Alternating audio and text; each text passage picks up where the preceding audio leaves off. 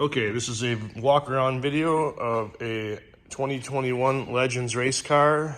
Didn't really find much on YouTube when I was looking to buy one, so I decided that I would make a video after I took delivery of the car. Had the car for about 3 weeks, plugged to Legends.Direct. They're the Legends car dealer in Cedar Rapids, Iowa. They are the official dealer for Iowa and Wisconsin. The guys treated me like gold. It took a while to get the car, wasn't their fault.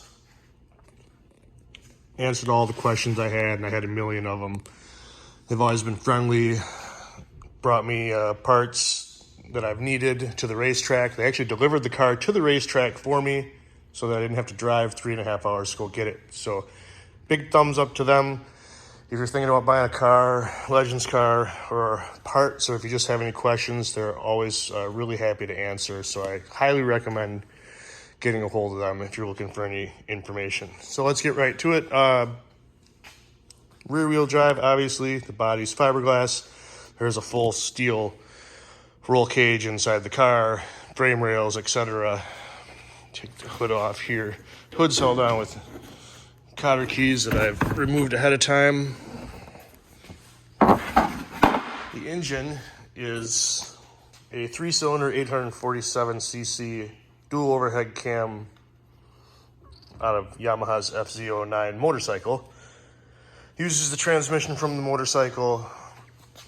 It's either a 5 or 6-speed transmission, I'm not really sure. INX does take these motors apart and work them over a little bit so they make more horsepower, so they keep up with the 1200s and the 1250s. Fully fuel injected, no carburetors to mess with. Does use the transmission from the motorcycle, as you can see here. You can also see the linkage right here for the shifter, like you would see on the motorcycle itself. It is a liquid cooled motor. Use a Fluidyne radiator in the front here. That is also a very expensive part and not very well protected. So do you well not to crash into the back of somebody. I've replaced a couple of EGR plates with decorative ones from 860 Motorsports. Just makes the motor look a little bit better. Got your breather here, overflow on breather here, brake fluid reservoir here. This is an ignition module. There's an ECM over here on the firewall.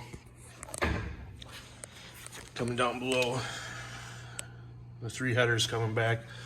We got a spec muffler.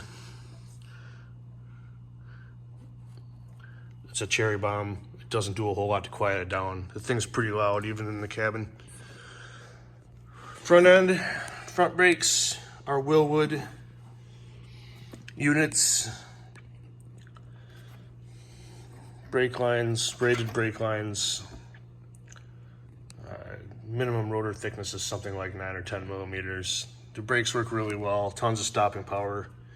I haven't had any issues with them fading or warping. All shocks are Bilstein units, coilovers using hypercoil springs. Here you got a lead bar bolted to the front. It's part of the setup. The whole front suspension's all adjustable. Threaded rods, heim joints. You've got an aluminum, should have turned the wheel here. You got an aluminum steering knuckle back here. You've also got threaded rods here for the steering. You can see the steering rack right there. The underside of the car's got a belly pan on it, pretty flat.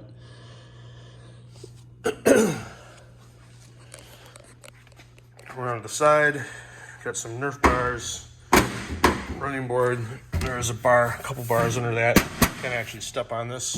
Both doors are suicide doors, they both open. Got padding on the door. This is OEM padding, comes with the car. There's some thicker padding on it here. Behind this, you've got protection for the driver, steel plates and bars. And then this padding just kind of helps protect your hand in case you whack it in a crash or something. Both door release handles, one on each side, pretty straightforward stuff.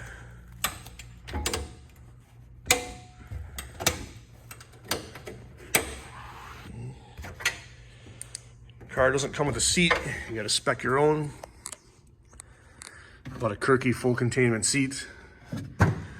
It holds your whole body in. A 16-inch wide seat. Fits me pretty good. There's some minimal padding on it. Hold your shoulders, hold your head in. Really good thing in the case of a crash too. Just helps keep you from bouncing around off the cage and all that.